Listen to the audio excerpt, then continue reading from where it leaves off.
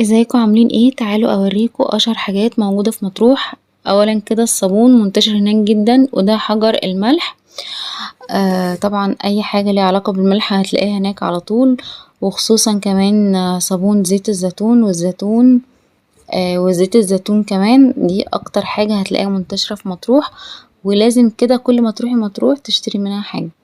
طبعا بقى الميداليات والحظاظات منتشرة هناك جدا. عايزة اقول لكم يعني السنة دي لقيتها منتشرة جدا، مفيش حد او مفيش شارع كده تمشي فيه غير لما تلاقي حد بيبيع حظاظات وميداليات.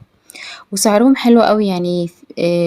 الحظاظات ممكن تبدأ من 5 جنيه والميداليات من 10 جنيه، فسعرهم حلو قوي بصراحة ومناسب.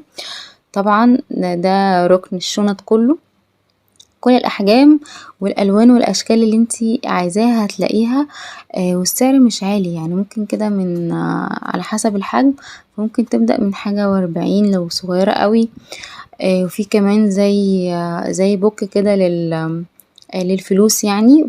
وفي ناس بتبيعه ب20 كمان. فسعرهم حلو بصراحة، مش غاليين قوي. يعني ممكن اعلى حاجة تلاقيها ب200 فسعرهم بصراحة حلو جدا.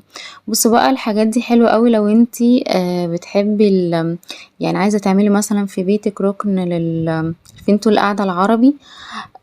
فشكلهم حلو قوي، الوانهم بجد تحفة يعني. انا ما قدرتش بصراحة ما صورش.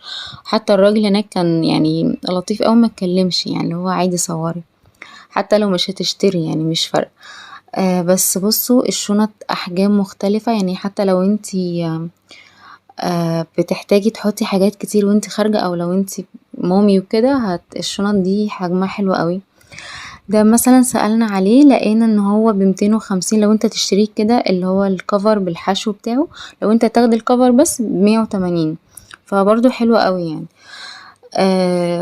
كنت عايزة اشتري جدا، بس المشكلة في المكان. يلا ما علينا. بصوا في احجام والوان برضو مختلفة.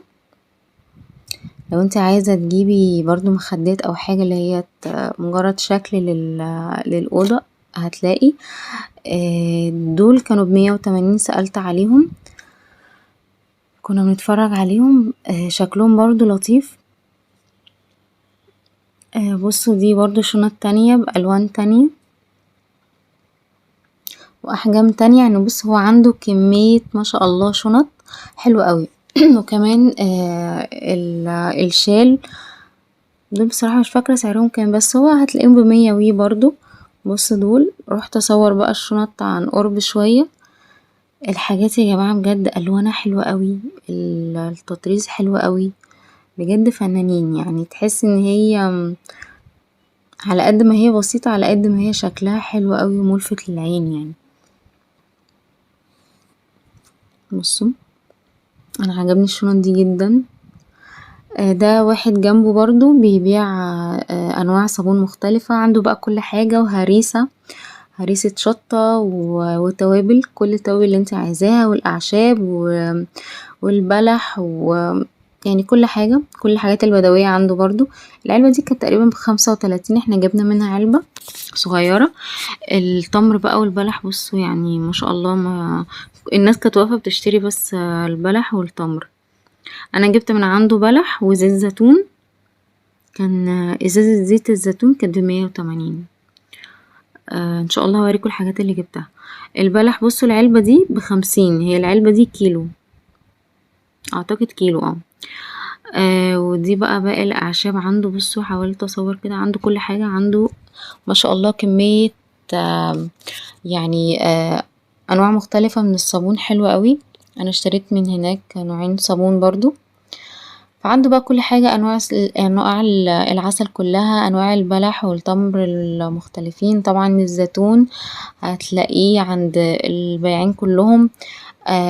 فضل بقى يشرح لنا زيت الزيتون. انا كنت عايزة بصراحة اشتري يعني زيت زيتون بس يعصروه قدامي، لان لقيت ناس كتير بتصور كده، فقلت ده هيبقى بيور ويبقى احلى يعني. فالراجل قال لي لا ده مش وقته اصلا. انا مكنتش اعرف طبعا. قال لي بيتعصر تقريبا في شهر 10. فقال لي لا احنا عصرينه، الحاجة نضيفة وكل حاجة. بس ده برضو سمك بقى جنبه كده، فروحنا نشتريه. هسيبكم بقى كده تسمعوا بصوا ده كده اسم المكان اللي كنت بصورلكوا فيه، اسمه بازار شالي سيوة، وجنبيه اسماك منصور. تمام، اللي هوريكوا فيه الاسماك دلوقتي، اصورلكوا فيه.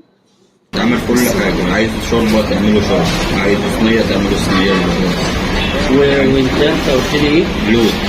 اللود بتعمل ايه بقى؟ اللود بيتعمل مقلي، مشوي سنجاري وصينية بالبطاطس. ده كده بالترتيب 230 الكيلو.